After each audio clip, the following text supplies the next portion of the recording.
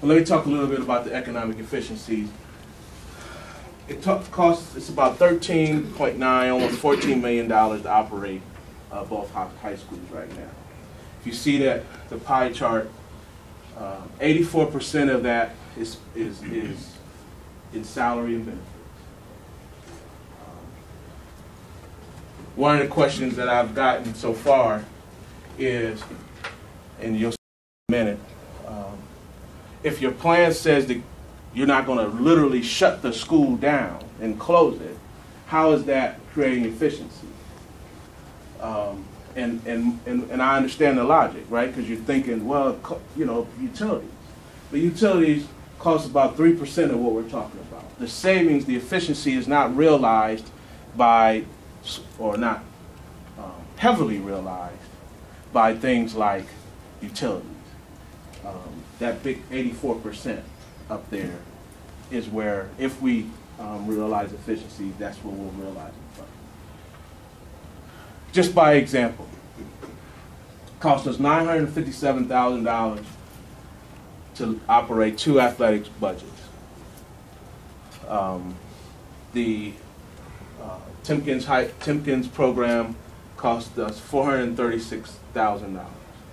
So that's coaching stipends, that's busing, that's game workers, that's all of the above.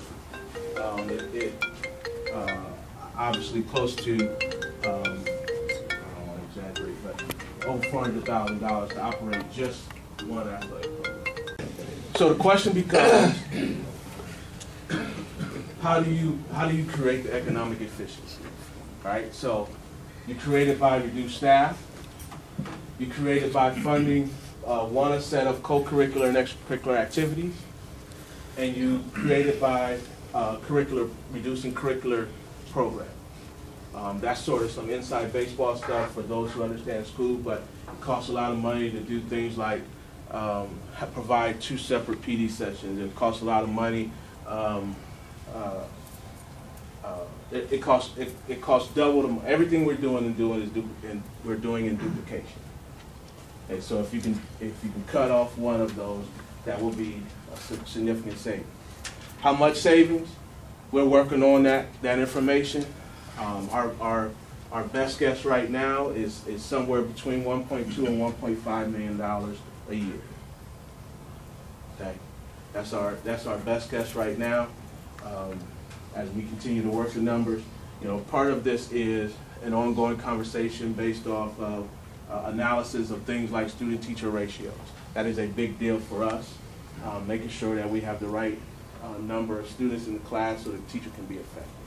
Okay, so, but that's our best guess right now. So obviously there are concerns that are associated with this recommendation, and we recognize those, and we've classified them because, at least from our analysis, it does not mean that others don't see those and say that they're perceived. The reality, from our perspective, when we say they're perceived, we say we recognize and know that the concern is there, but we believe that based on the activity and the actions of adults, that those perceived outcomes or concerns can be overcome. For example, one school will be too big.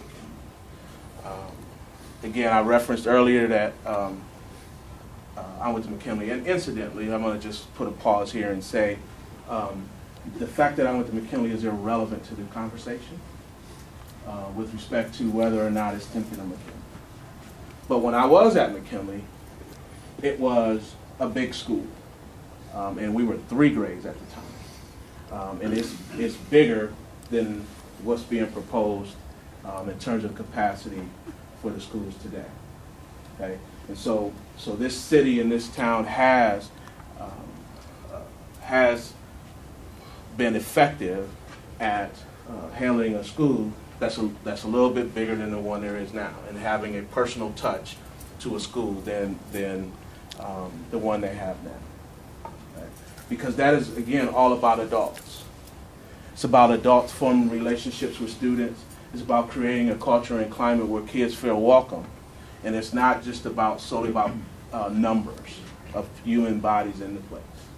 And it's also about making sure you have teacher-student ratios that are aligned so that kids can be effective in their classroom. So we believe that's for Steve.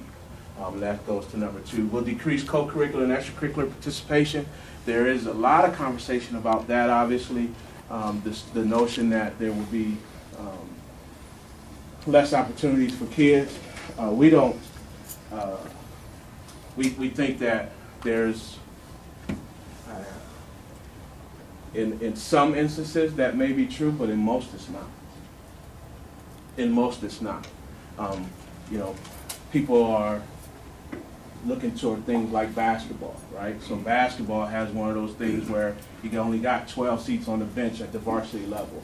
And so if you got 12 seats on the varsity level and you got 24, two teams with 24, then somebody's not going to be on the varsity level, and therefore you're decreasing participation athletically.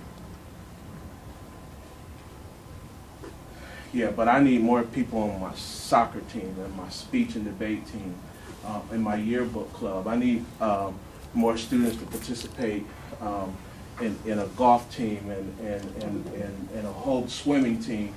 There are plenty of more opportunities than there are the situations of things like basketball.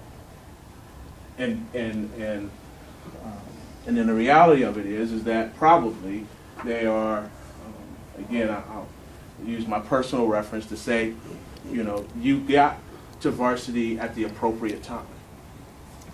And so, you know, freshmen will play freshman ball, and JVs will play JV, and the varsity will be the 12 kids that make the varsity team.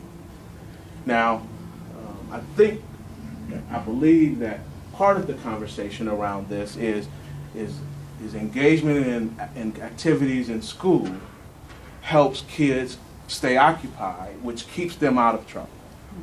Okay, and so I think that is the impetus behind that conversation. And again, I would say that in most of the cases, that's probably inaccurate. But for things like basketball, there are things that we can do as a district to help offset that, like having intramurals for kids. That won't cost a whole bunch of money, but will give opportunity, keep our gyms open, and allow our kids the opportunity to be after doing some productive activities after school and not going home and finding themselves potentially engaged in other activities.